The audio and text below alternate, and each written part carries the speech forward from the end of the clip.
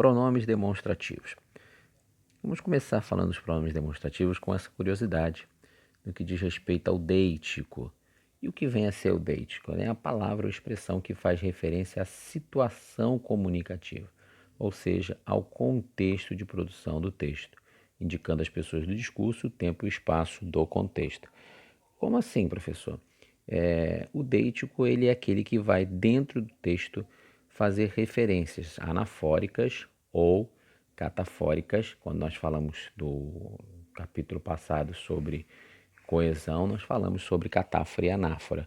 Então vai fazer referência catafórica ou anafórica a elementos do texto. Esses elementos podem ser as pessoas do discurso, podem ser o tempo, pode ser o tempo ou pode ser o espaço.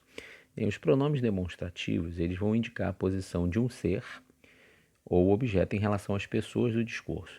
Eles vão identificar elementos já citados ou a serem citados em um texto e situam no tempo um fato ou informação, o que eu acabei de falar, que vem a ser a relação catafórica ou a relação anafórica. Temos aí uma tabela na página 21 que mostra os pronomes demonstrativos e temos algumas informações importantes. Primeiro, a posição de um ser, um objeto em relação às pessoas do discurso. Para a situação espacial, ou seja, aquela relação que há no ambiente, usamos o pronome este e suas flexões para indicar o que está próximo da primeira pessoa. Então, quando você estiver falando e você for usar o pronome demonstrativo e aquilo que você for falar estiver próximo de você, você vai usar o este, o esta, ou isto, e os variantes, este, estes, esta, estas. Então eu posso dizer assim, eu estou aqui diante de um caderno, um livro e um celular. Eu posso, por exemplo, dizer este livro é meu, porque este livro está próximo de mim. O que está próximo do interlocutor, ou seja, você que está me ouvindo, com quem eu estou falando, eu vou usar o esse, essa, esses, essas ou isso. E por quê? Porque está próximo de você. Você está aí também diante de um computador, de um celular assistindo a aula, e eu posso dizer assim: esse é o seu celular, referindo-me ao que você está próximo. E o que está longe de quem fala, de quem é o interlocutor, ou seja, com você, nós vamos usar aquele, aquela, aqueles, aquelas ou aquilo.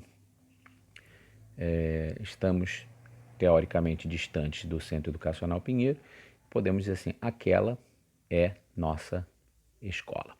Muito bem.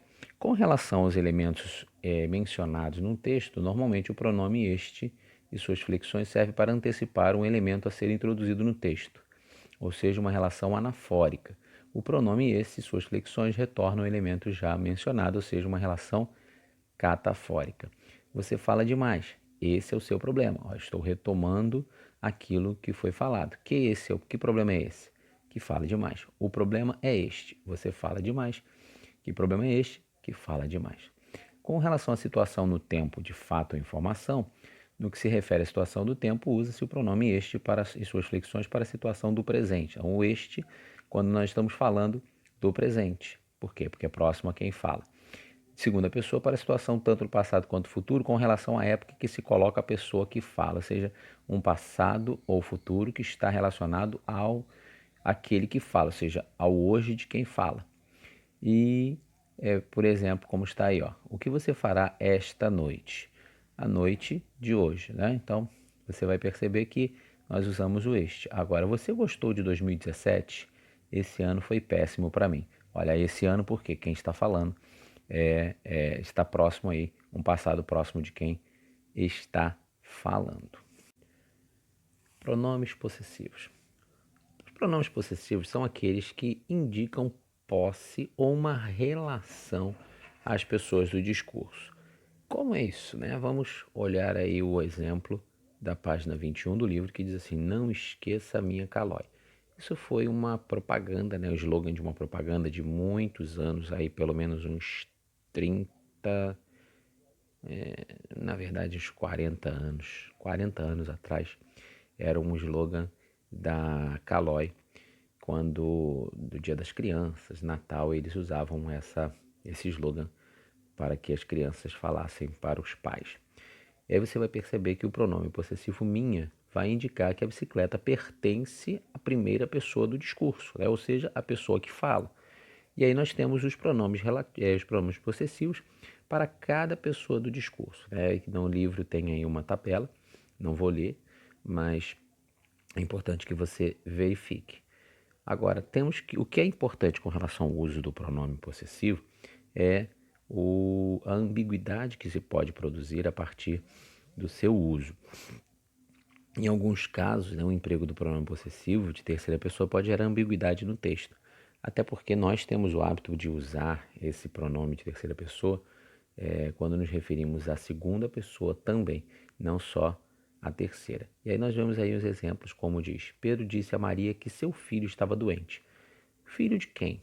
Era o filho de Pedro ou o filho de Maria? Fica ambíguo. E aí o que a gente faz? A fim de evitar essa ambiguidade, nós vamos usar aqueles que chamamos de possessivos auxiliares. Dele, dela, deles, delas.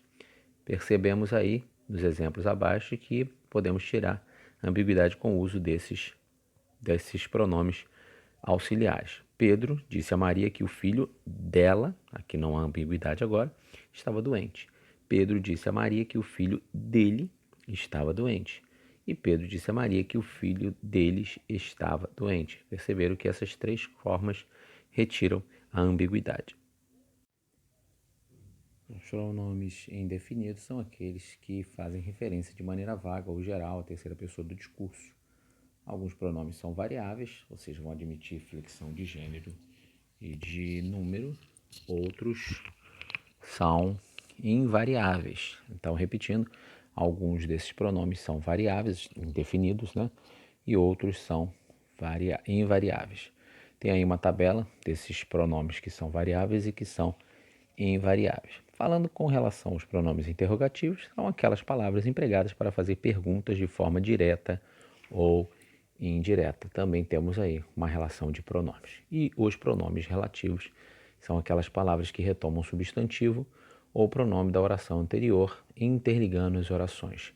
Esses pronomes relativos, eles têm um termo que nós chamamos de termo antecedente, que é aquele que ele vai se relacionar. Da mesma maneira, os relativos têm alguns que variam, outros que não. Observe aí a tabelinha.